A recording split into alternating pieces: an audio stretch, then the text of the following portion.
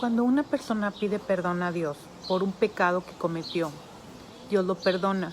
Pero si esta persona sigue cometiendo el mismo pecado y sigue pidiendo perdón por el mismo pecado, Dios le sigue perdonando aun cuando ya le perdonó la primera vez. O sea, Dios perdona a una persona que sigue pecando con lo mismo.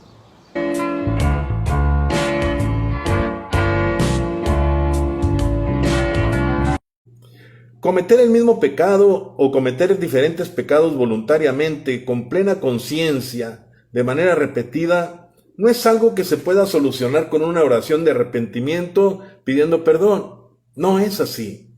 Entonces, ¿cómo?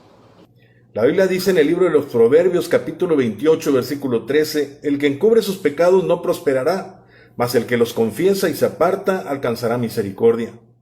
También el escritor a los Hebreos aclara en el capítulo 10 que si pecáremos voluntariamente después de haber recibido el conocimiento de la verdad, ya no queda más sacrificio por los pecados. El versículo 27 dice, sino una horrenda expectación de juicio y de hervor de fuego que ha de devorar a los adversarios. El 29, ¿cuánto mayor castigo pensáis que merecerá el que pisoteare al Hijo de Dios y tuviere por inmunda la sangre del pacto en la cual fue santificado e hiciere afrenta al Espíritu de gracia? El escritor de los Proverbios establece enfáticamente que no solamente hay que confesar nuestros pecados ante Dios, sino que hay que apartarse de ellos, es decir, no volver a cometerlos para alcanzar la misericordia del Señor. Pero el escritor de los Hebreos va más allá.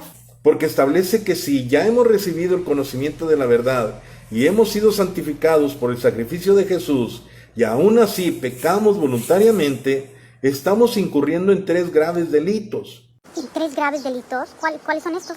1. Pisotear al Hijo de Dios. 2. Tener por inmunda la sangre del pacto. Y 3. Afrentar al Espíritu de gracia, al Espíritu Santo. No, hermano, no es tan simple. No es algo tan sencillo. Y quizá lo peor es que tenemos una idea muy equivocada de lo que es la gracia y la misericordia de Dios. Dice en 1 Juan 1:19, si confesamos nuestros pecados, Él es fiel y justo para perdonarnos a nosotros nuestros pecados y limpiarnos de toda maldad. Y más adelante también dice que abogado tenemos a Jesucristo. Entonces, Sí perdona nuestros pecados, aun cuando sea el mismo. El problema es que se cita un texto, pero no se analiza el contexto. Así que creo que debemos tener más cuidado con el trato que damos a Dios cuando pecamos voluntariamente, cuando lo hacemos repetidamente con plena conciencia. Hay muchos cristianos que siguen pecando de manera continua, de tal forma que esos pecados han llegado a formar parte de su estilo de vida. Lamentablemente así es, eso es muy cierto. Mienten de manera continua, juzgan a las demás personas, no ponen freno a la lengua, ofenden y no piden perdón, los ofenden y no quieren perdonar, siguen robándole a Dios, siguen hablando de los siervos, siguen haciendo diferencias, siguen diciendo malas palabras, en fin, siguen pecando de manera deliberada. Lamentablemente todo eso es cierto, es una pena. Y algunos ni siquiera piden perdón a Dios.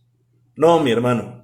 Si sigue cometiendo el mismo pecado una y otra vez, solamente queda una horrenda expectación de juicio y de hervor de fuego que ha de devorar a los adversarios. Y más adelante el escritor a los Hebreos menciona que horrenda cosa es caer en manos de un Dios vivo.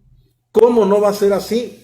Si estás pisoteando al Hijo de Dios, si estás teniendo por inmunda la sangre del pacto y estás afrentando al Espíritu de Dios. Si sigues cometiendo el mismo pecado o sigues pecando voluntariamente, solo hay un destino, la perdición eterna. Así que cuida mucho tu vida espiritual.